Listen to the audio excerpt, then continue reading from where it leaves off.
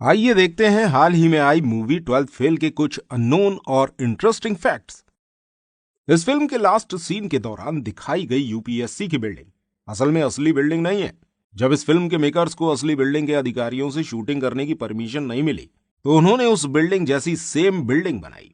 इस बिल्डिंग को इतना शानदार और रियल वाली से हूबहू मिलता जुलता बनाया गया था, जिसे देखने के बाद रियल बिल्डिंग में काम कर रहे लोग भी असली और नकली का अंतर नहीं पहचान पाए।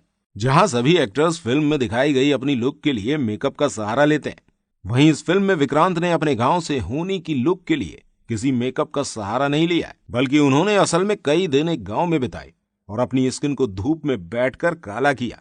ज्यादा समय धूप में बैठने की वजह से उनके शरीर पर बर्न मार्क्स तक आ गए थे, जिससे उनकी लुक और भी ज्यादा निखर कर आई। अपने इसी लुक से शर्मिंदा विक्रांत को शूटिंग करते वक्त थोड़ा सा अजीब भी लग रहा था, पर इससे उनके द्वारा दिए गए सीन्स पर चार चांद लग गए और वो सीन्स और भी ज्यादा असली लगने लगे।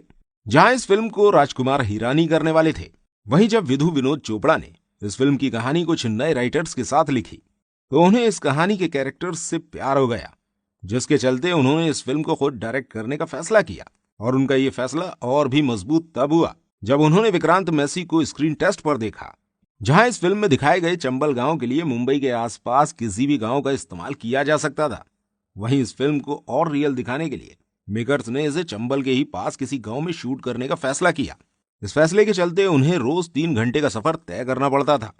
इस फिल्म में दिखाई गई आटा चक्की के लिए मेकर्स ने आगरा, ग्वालियर, दिल्ली और मुंबई जैसे शहरों में कम से कम 150 आटा चक्कियों को देखा और आखिर में उन्हें इस चक्की का सेट बनाकर ही शूट करना पड़ा।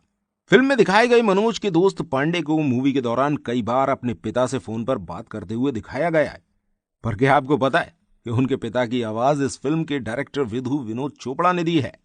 इस फिल्म के एक सीन के दौरान जब श्रद्धा को ट्रस्ट एंड डेयर खेलते समय गाना गाते हुए देखा जाता है, वो गाना असल में श्रद्धा ने उसी समय गाया था और उनके द्वारा गाया गया ये गाना मेकर्स को इतना परफेक्ट लग रहा था जैसे किसी प्रोफेशनल सिंगर ने ही गाया हो।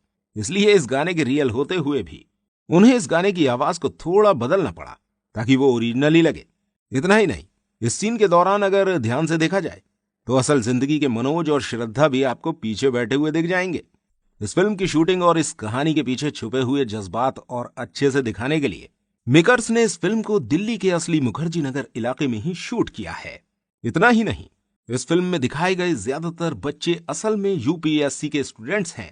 इस फिल्म में दिखाया गया रेस्टोरेंट और बस स्टैंड असल में आगरा का एक खंडर रेलवे स्टेशन था, पर अपनी जादू की छड़ी घुमाकर फिल्म के निर्देशकों ने इसका हुलिया ही बदल कर रख दिया।